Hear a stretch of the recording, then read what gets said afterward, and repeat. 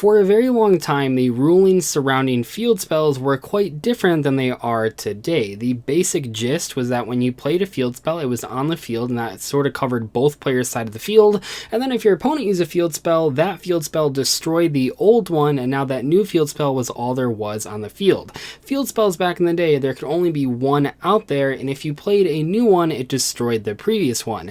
Another ruling associated with those field spells that if you played a field spell, like your own field spell, on top of one that you already had on the field, once again, that counted as destroying the card, not just sending it to the graveyard. And if you've been playing Yu-Gi-Oh for a while, you know there are cards that trigger whenever they're sent to the graveyard, but also cards that specifically trigger when they're destroyed, and that is a pretty big deal. In the case of today's video, we're going to talk about Geartown, and Geartown is just another piece of collateral damage as Yu-Gi-Oh has changed its rules over the years. Geartown was a very cool card back with the old field spell ruling. I know that some Duel Links players out there think the card is still pretty viable, but as far as the TCG goes, as soon as the ruling was changed for field spells, Geartown became immediately irrelevant. So how did Geartown work? Well, Geartown with the previous field spell ruling worked when you activated one Geartown face up and then you set another field spell on top of it. What happened then is that the Geartown in the graveyard, because it was technically destroyed, then would trigger to special summon an Ancient Gear monster.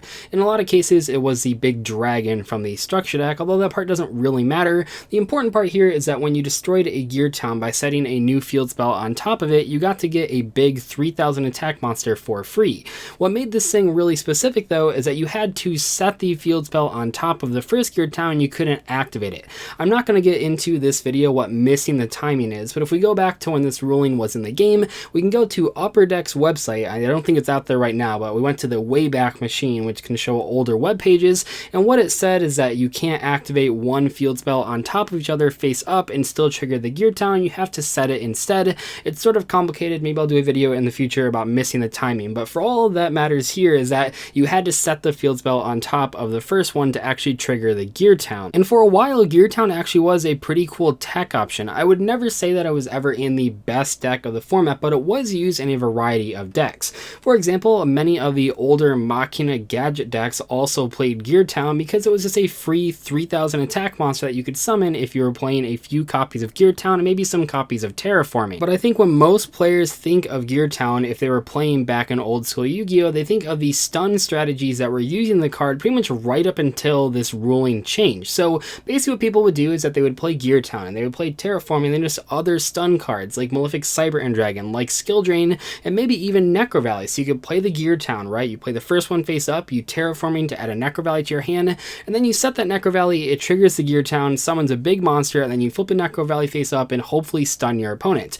Those types of decks didn't want to play a ton of monsters, so having a big 3000 monster they could sometimes summon for pretty much free was very good for their deck. And of course, I feel like I'm obligated to mention that if there were any players using actual Ancient Gear cards, this obviously was a huge deal to them.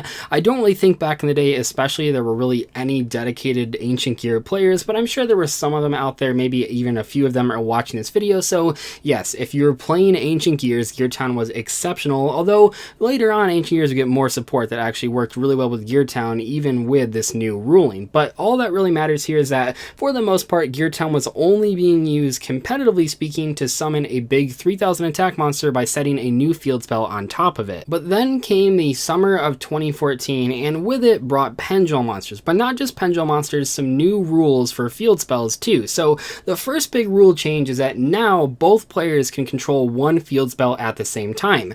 This didn't necessarily directly affect Geartown, but it was a pretty big change, and as we saw pretty much after this ruling happened, we saw a ton of decks in the format that use field spells, and I think this was a huge reason why, because if you go back just 1 year before this ruling at the end of 2013, we saw Dragon Rulers playing Dragon's Ravine, and what would happen is that if you use yours, that's pretty good, but then your opponent could just activate theirs and instantly get a +1. Oftentimes, the person who held on to their Dragon's Ravine longer ended up winning the match because theirs could just instantly destroy their opponents and get their engine going. But I think in general, this change, while it did sort of affect Geartown, I guess, it wasn't really that big of a deal. What was a big deal though is the second change, and that change says if a player places a field spell card on their field, the previous field spell card is sent to the graveyard instead of being destroyed. Now this is what I was kind of talking about at the beginning of the video. There are cards that trigger off of destruction specifically specifically in cards that trigger off of just being sent to the graveyard. And unfortunately for Geartown players, if you read that card, it doesn't just have to be sent to the graveyard, it specifically does have to be destroyed. So that meant that this ruling made Geartown almost unplayable, and for a very long time people didn't really use it. And despite the fact that eventually we would get very good relative Ancient Gear support in 2017, Geartown never saw competitive play ever again. I mean, don't get me wrong, that new Ancient Gear support compared to the old support is really good, and even cards like Ancient Gear Catapult combo very nicely with Geartown. The card just never saw competitive play even with all the extra support, and I'm not sure if the card itself or Ancient Gears as a deck would be competitively viable if this ruling was reversed, but certainly it would help out a lot. And I know a lot of you watching this video maybe played Duel Links and you play Ancient Gears or played against Ancient Gears, and yeah, it's probably difficult to imagine a world where Ancient Gears are even better, because if they open 2 Geartown, they can instantly use one of them to special summon a big monster from the deck.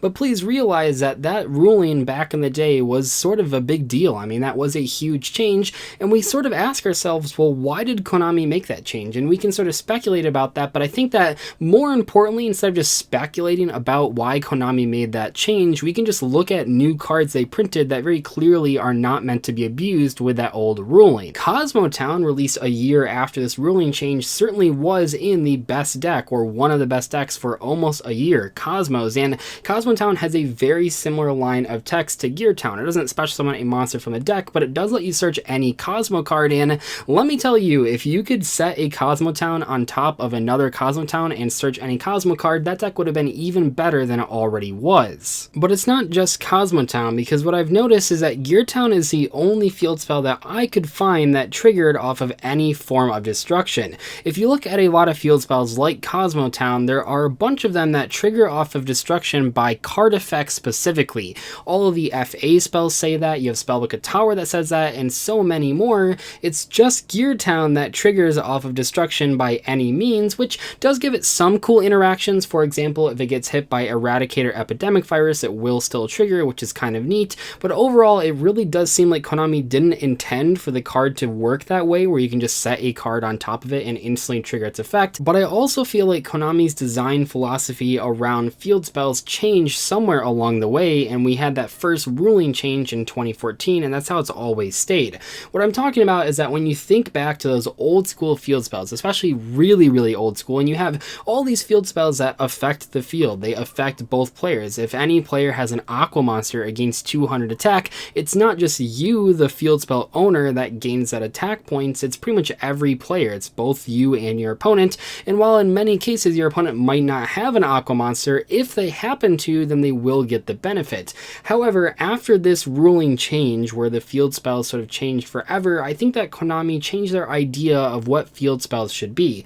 I've said this before and I'll say it again, it seems like in many cases field spells are just continuous spells that can be searched with Terraform, and I know that joke sounds even funnier now because Terraforming's at 1 copy per deck, so it seems like Konami has almost learned their lesson, but a lot of cases when you look at field spells in modern Yu-Gi-Oh!, or pretty much ever since 2014 when we got Pendulum monsters, they don't usually affect both players, and in some cases they do. I'm not going to say that's never happened again, but it seems like in a lot of cases field spells ever since this ruling changed only affect the person who controls them, and that can be really confusing for old school players. I constantly see comments from people that are very confused how cards like Union Hanger work or something along those lines, where they're like, well, wait a second, I'm playing Union Hanger in my deck and my opponent has one on their side of the field, why doesn't it trigger when I summon monsters? And it's very confusing for players that used to play before this field spell ruling changed, coming back into the game and reading cards and not realizing that field spells for the most part are only affecting their controller. And I do want to mention that technically speaking, it's within Konami's power to change Geartown to work the way that it used to in the past.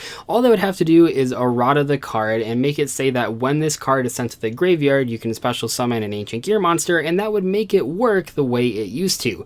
The problem with doing something like that is that now you've changed the card fundamentally, because now when you discard it for a cost, for like Lightning Vortex or Monster Reincarnation, it triggers, and because the card does not have a hard once per turn effect on it, it could be very tricky with sort of balancing it around that new effect. Part of the appeal of making it only trigger off of destruction is that while you could get an easy destruction that first time by setting a new field spell, other than that it was pretty hard to like destroy spell cards without actually actually going minus in card advantage, but all sorts of cards discard cards, all sorts of cards send cards to the graveyard. So if you change Geartown that way, yes, it's true that it'll work like it used to, but also it gains a ton of new benefits that Konami really probably didn't want the card to have. Anyway, that's going to wrap up today's installment of Yu-Gi-Oh! Collateral Damage. I like these videos a lot, and in the past I've mostly talked about cards that are sort of affected by other cards getting hit on the ban list, or perhaps being abused in strategies that Konami didn't really plan for them to be abused in. But